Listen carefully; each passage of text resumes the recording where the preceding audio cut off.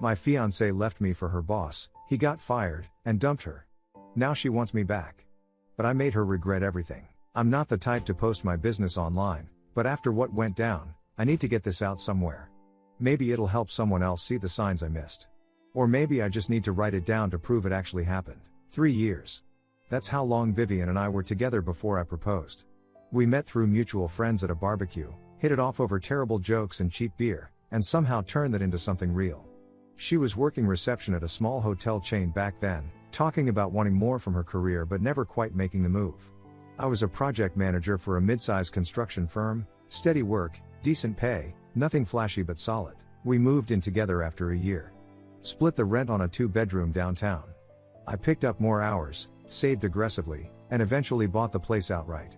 Put both our names on it because that's what you do when you're building a life with someone, right? She cried when I showed her the papers. Said I was the first person who ever made her feel secure. 6 months ago, I proposed. Nothing elaborate, just us on the balcony with the city lights and a ring I'd been paying off for 8 months. She said yes before I finished the question. Everything changed 2 months later. Vivian landed a position as a corporate events coordinator at Belmont Hospitality Group. Big firm, bigger paycheck, corner office dreams. I was proud of her. Took her out to celebrate, told her this was just the beginning. She agreed. I didn't realize she wasn't talking about us. The shift was gradual but obvious once I looked back. New wardrobe, tailored and expensive. Late nights at the office that turned into weekends at networking events. Her phone stayed face down on every surface, angled away during every conversation. When I asked about her day, she'd give me one-word answers and change the subject. You wouldn't understand the dynamics, she said once. It's a different world. I let it slide. Figured she was adjusting to the corporate culture, finding her footing. I kept working my projects, pulling 12-hour days on a new municipal contract, coming home to an empty apartment more often than not. Then came the night she sat me down. It was a Thursday. I remember because I'd just gotten approval on a budget extension and wanted to celebrate. I walked in, saw her on the couch with her hands folded like she was at a business meeting, and knew, this isn't working, she said. Calm. Practiced. I've outgrown this.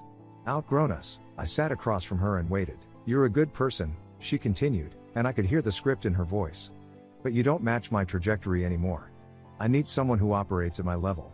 Someone who understands ambition. I didn't argue. Didn't ask her to explain. Just asked, when are you leaving? Tonight. She already had bags packed in the bedroom. Already had the ring off her finger, back in its box, sitting on the kitchen counter like a returned purchase. Said she was staying with a colleague while she figured out her next move. I watched her load 2 suitcases into her car. Didn't beg. Didn't chase her down the hallway with promises to change. Just stood in the doorway while she drove away. 3 days later, my phone buzzed during a site inspection. Vivian, I found someone who matches my ambition. Don't contact me. I deleted the message and went back to work. The following week, I started boxing up the last of her things. Clothes she'd left in the closet, books on the shelf, random makeup in the bathroom drawer. Most of it was garbage, but I figured I'd be decent about it and drop it at her mom's place. I was clearing out the nightstand when I found it. Folded papers, tucked under a stack of old magazines. Printed emails. I almost threw them out without reading, but something made me unfold the first page. To Vivian.Pierce@. From shayes@. Subject, last night. The first line stopped me cold. I can't stop thinking about you. When can I see you again? I sat on the edge of the bed and read every single page. There were 11 pages total. I read them twice. The emails went back 4 months. 4 months of can't wait to see you and last night was incredible and we need to be more careful. 4 months of planning our future and discussing when the time is right. 4 months of my fiancé building an exit strategy while I was pricing out wedding venues. Sterling Hayes. VP of Operations. I googled him on my phone while sitting there surrounded by her leftover belongings. Mid-50s, married, 2 college-aged kids based on the family photo on his LinkedIn. 20 years older than Vivian. The kind of guy who wore expensive suits and talked about synergy in company-wide emails. The timeline made me physically sick. Not because I was heartbroken, I'd already processed that, but because I'd been so goddamn blind. Every late Tuesday suddenly made sense. Those strategy sessions she mentioned over weekend coffee. The defensive edge in her voice when I asked innocent questions about her day. Sterling thinks we should pivot our Q3 approach, she'd said once, casual, like she was discussing the weather. I'd asked, who's Sterling? My VP. He's brilliant. Really gets the industry. I remembered the way her eyes lit up when she said his name. Should have known then. I took photos of every page with my phone, then tucked the originals into a folder I kept in my desk. Didn't throw them away. Didn't burn them in some dramatic gesture. Just filed them like evidence. Because that's what they were. Then I went to work. The municipal infrastructure project I'd been leading was hitting its stride. 3 months ahead of schedule, 8% under budget, 0 safety incidents. My boss had pulled me aside the week before and mentioned they were looking at senior director positions. Said my name was on the shortlist. I threw myself into it. 16-hour days. Site inspections at dawn. Budget reviews until midnight. Anything to keep my brain occupied and my career trajectory upward. That's when the small things started going wrong. First, a proposal I'd written for a commercial development bid got leaked to a competitor. They submitted something nearly identical 2 days before our deadline, undercutting us by exactly the margin I'd calculated as our minimum. Then a client meeting I'd scheduled for weeks got mysteriously rescheduled without my knowledge. I showed up to an empty conference room while my team sat confused in the office. Documents started disappearing from my shared drive. Nothing catastrophic, just enough to create friction. Budget spreadsheets I knew I'd saved. Contractor contact lists. Project timeline drafts. I started paying attention. Every mishap connected to information only a handful of people had access to. And most of it was information I'd discussed at home. Client names I'd mentioned over dinner. Project details I'd talked through while Vivian half listened from the couch. Budget figures I'd celebrated hitting after long weeks. Information she would have had. Information she could have passed along to someone who might benefit from me failing. I didn't panic. Didn't accuse anyone or make a scene. Just started documenting everything. Screenshots of deleted files with timestamps. Emails showing when information went missing. A timeline of when I discussed each project detail at home and when the corresponding problem occurred. One of our mutual friends, Greg, caught me at a coffee shop on a Saturday morning. "Hey man, I heard about you and Vivian. You doing okay?" "Yeah," I said. She left. "I'm fine, that's it? You're just fine?" I shrugged. "What else is there to say?" She made her choice. Greg looked like he wanted to press, but I changed the subject to his kid's soccer season and he let it drop. That night, I was reviewing contracts in my home office when an email notification popped up. Unknown sender. Work address. Subject line that made me pause. Subject: "You're not the only one Sterling Hayes screwed over." No message body. Just a link to what looked like an internal forum at Belmont Hospitality Group. I clicked it. The page loaded slowly, revealing a thread titled Anonymous Workplace Concerns. Dozens of posts. Maybe hundreds. All talking about the same person, Sterling Hayes. I started reading, and with every comment, the picture became clearer, and so much worse than I'd thought. The forum was a mess of corporate speak and carefully worded anger. People trying to report problems without getting identified.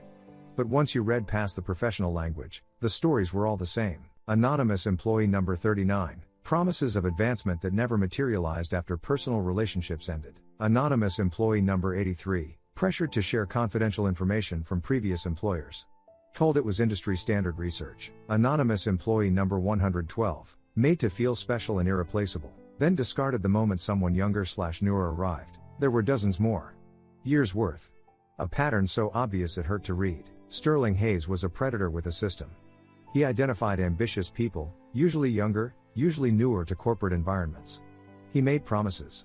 Offered mentorship that became inappropriate. Leveraged his position for personal gain.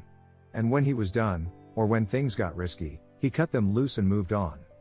Vivian wasn't special.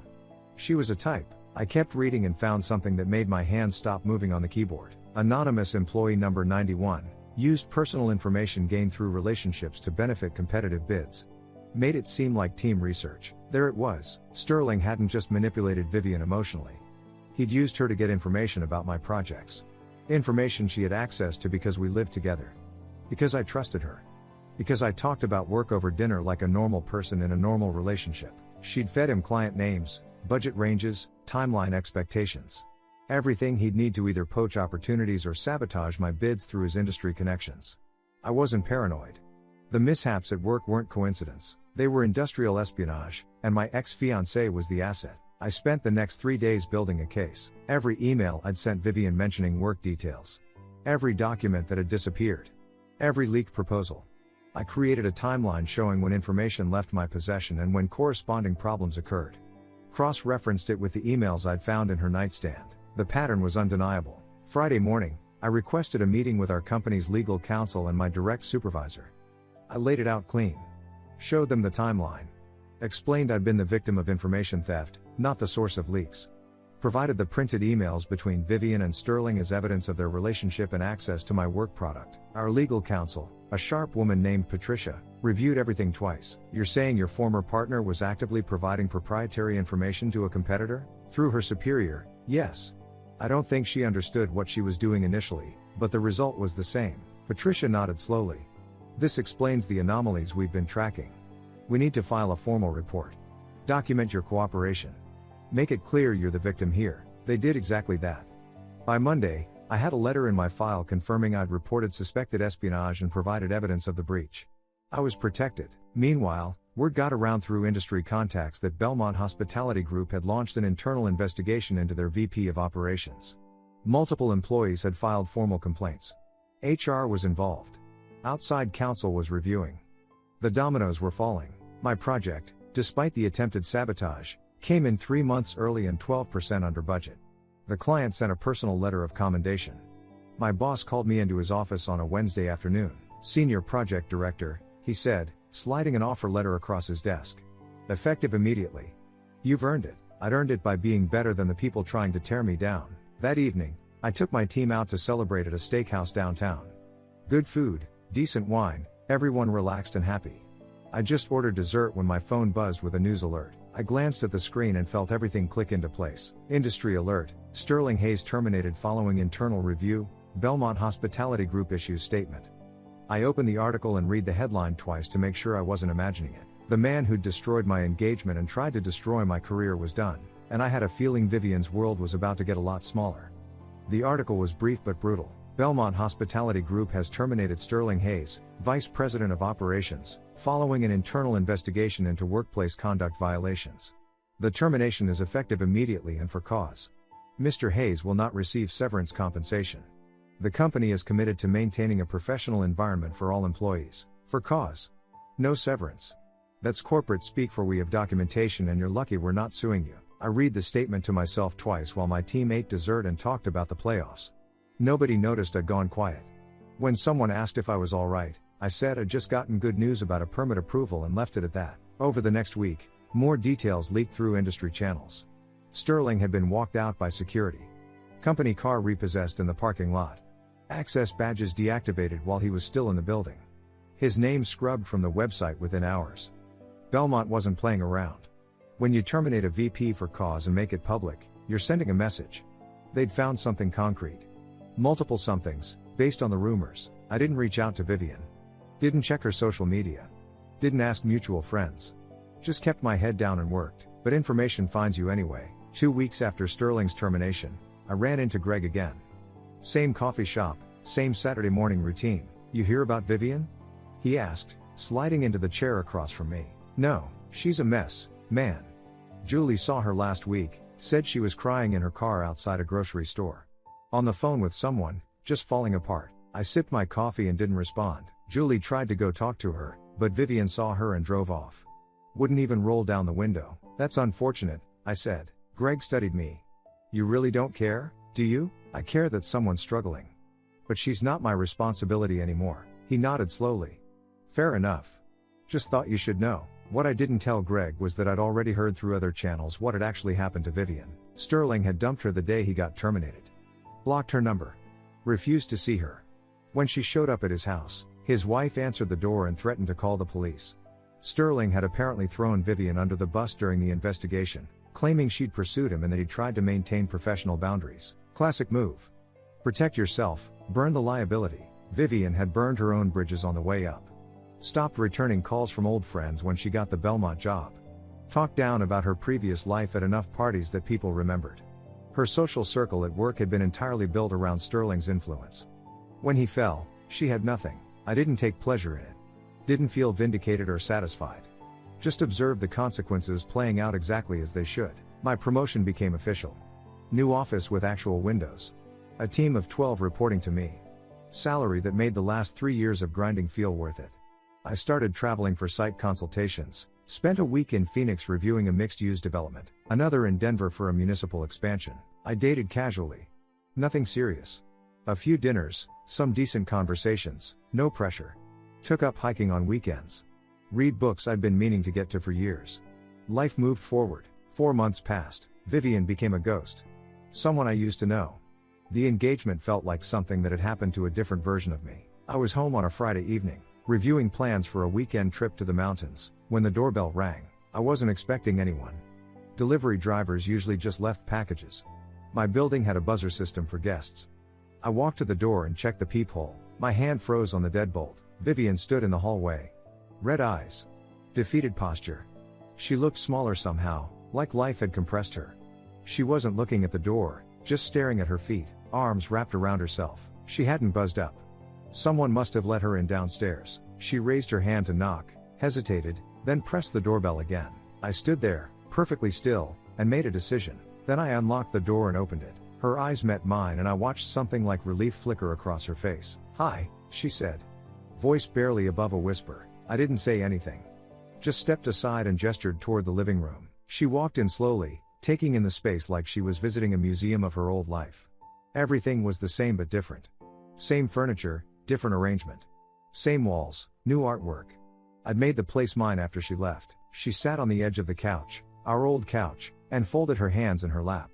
I took the chair across from her and waited. "Thank you for not slamming the door," she said. "Why would I do that?" She looked up, surprised. "I don't know. I thought you'd be angry." "I'm not angry." And I wasn't. Anger requires emotional investment. I was just curious about why she was here. She took a breath. "I need to explain what happened." "Okay, Sterling." He got in my head. I know how that sounds, but it's true. He made me feel like I was capable of so much more than I'd ever been told. Like I was being held back. I nodded, watching her carefully. He talked about his vision for the company, about my potential, about how people like us understood ambition differently. And I believed him. Her voice cracked. "I believed everything." "What did he promise you?" "Partnership. Not just at work, in life. He said his marriage was over, that he was just waiting for the right time to leave. That we'd build something together once he was free." She laughed bitterly. I was so stupid. "What happened after he was fired?" Her face crumpled. "He blocked my number the same day. Wouldn't see me. I went to his house and his wife answered. She knew everything. Called me a homewrecker and threatened to call the cops if I came back." "Did you try to contact him after that?" "For 2 weeks straight. Emails, texts, showing up at places I thought he'd be. He avoided me completely. Then I got a cease and desist letter from his lawyer." She wiped her eyes. "He acted like I didn't exist. Like I'd never existed." I kept my expression neutral. "That must have been difficult." Everything fell apart. Work relationships were all through him. My friends. I'd pushed them away when I got the promotion. Thought I was too good for them. God, I was such an idiot. She looked at me with desperate eyes. "You were the only real thing I had, and I threw it away. I told myself you weren't ambitious enough, that you didn't understand what I needed." But Sterling planted those thoughts. He made me see you as an obstacle instead of the person who actually supported me. "Is that what you came here to tell me?" "I came to tell you I was wrong. About everything. About you, about us, about what mattered." She leaned forward. "I've spent 4 months realizing that the person who actually had my back was the one I left. You were building something real while I was chasing smoke." Her hand reached toward mine. I didn't pull away, but I didn't reach back either. "I know I don't deserve another chance. I know I hurt you. But I'm asking anyway." Her voice shook. "I want to come home. I want to fix this. I'll spend the rest of my life making it up to you if you let me." I studied her face. The tears were real. The regret looked genuine. She'd practiced this speech, probably for days. "You said Sterling convinced you I was holding you back." "He did. He made me think." "What specifically did he say about me?" She hesitated. "That you were comfortable, content with mediocrity. That I'd regret staying with someone who didn't challenge me to grow." "Did you tell him about my work?" "What?" "My projects. Clients. Did you discuss them with him?" Her eyes flickered. "Sometimes. Just casual conversation." "Why?" I nodded slowly, like I was processing. Let the silence sit for a moment. Then I stood up. "Wait here." I walked to my home office and closed the door behind me. Opened the locked drawer in my desk and pulled out the manila envelope I'd prepared months ago. The one I'd hoped I'd never need but knew I probably would. 2 minutes passed. I heard her shift on the couch, clear her throat. Probably thinking she'd gotten through to me. Probably feeling hopeful for the first time in months. I opened the door and walked back into the living room. She looked up as I sat down across from her again, placing the envelope on the coffee table between us. "What's that?" she asked. I didn't answer. Just opened it and pulled out the first document. I laid the first page on the table facing her. The email she'd forgotten in the nightstand drawer.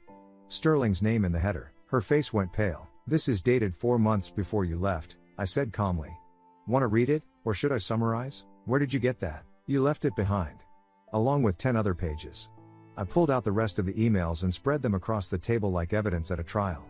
4 months of planning your exit while wearing my engagement ring. 4 months of I can't stop thinking about you and when can I see you again. She stared at the papers, frozen. That's not even the interesting part. I pulled out another document. This is a timeline. See these dates? That's when I mentioned the Riverside commercial project at home. 3 days later, a competitor submitted a bid using my exact cost structure. Undercut us by the margin I'd calculated as minimum. I didn't. This one, I continued, pulling out another page, is when I talked about the Monroe client over dinner. You asked about my day. I told you we were close to signing. 2 days later, the meeting got rescheduled without my knowledge. Turns out someone called the client claiming to be from my office. I kept going, document after document. Each one showing a clear pattern. Information I'd shared at home. Problems that followed. Sterling's firm benefiting. The timeline was undeniable. You fed him everything, I said. Client names. Budget numbers. Timeline details. Everything he needed to either steal opportunities or sabotage my bids. I didn't know that's what he was doing. Her voice cracked. He just asked about your work sometimes. Said he was interested in the industry. I thought we were just talking. You thought a VP of a competing firm was just interested in my proprietary project details? She started crying. I wasn't thinking clearly. He made me feel important. Made me feel like you were special. I nodded. I read the forum posts. You weren't special, Vivian. You were a pattern. He's been doing this for years. I pulled out the final set of documents. Official letterhead from my company's legal department. I figured out what you were doing 3 months ago. Filed everything with corporate counsel. Showed them the emails, the timeline, the evidence. Made it crystal clear I was the victim of industrial espionage, not the source. Her hands shook as she stared at the papers. That's why I got promoted. They knew I'd been sabotaged and I'd handled it professionally. Documented everything. Protected company interests. I leaned forward. While you were trying to destroy my career, I was building a case that turned into a promotion. I wasn't trying to destroy you. You weaponized my trust. You took information I shared with you because we were building a life together, and you handed it to someone who used it against me. Whether you understood what he was doing or not, you made that choice. She was sobbing now, makeup running down her face. I'm sorry. I'm so sorry. I didn't mean for any of this to happen. There's one more thing you should know. I gathered the papers back into the envelope. I was one of the anonymous sources who provided information to Belmont's investigation. My evidence helped establish the pattern that got Sterling fired. Her head snapped up. You. I protected myself and helped take down someone who'd been abusing his position for years. You were collateral damage in his fall, not mine. I stood up and walked to the door. Opened it. The hallway light spilled into the apartment. You need to leave, please. She stood up, shaking. I have nowhere to go. No job, no friends, no money. I made a mistake. I was manipulated. I'll do anything. You weren't manipulated into sabotaging my career, I said evenly. Sterling didn't make you do that. You chose to share that information. You chose to trust him over protecting what we built together. Those were your decisions. I was stupid and confused and you have to live with that. I'm not your safety net. I'm not your way back to stability. You burned this bridge yourself. She took a step toward me. I love you. I know I don't deserve to say that, but you loved what I provided. Stability. Security. Someone who'd catch you when you fell. But you only remember that now because the person you thought was better didn't catch you. I shook my head. That's not love. That's convenience. Please don't do this. I'm not doing anything. This is what you did. You're just finally seeing the consequences. She stood in the doorway, tears streaming, making herself smaller like it would change my mind. Go, Vivian. She opened her mouth to say something else, but no words came out. Just a choke sound that might have been my name. Then she walked past me into the hallway. I closed the door. Locked it. Heard her footsteps fade down the corridor. The apartment was quiet. I looked around at the life I'd built, the promotion I'd earned, the peace I'd fought for, the clarity I'd gained. Some people think regret is an emotion. Something you feel and move past. I know better. Regret is a consequence. And Vivian would carry hers a lot longer than she carried my ring. I went back to my office and finished planning my weekend trip to the mountains. The door stayed closed. Thank you so much for watching until the end. If you really like our videos, please don't forget to like, share, and subscribe. Have a great day.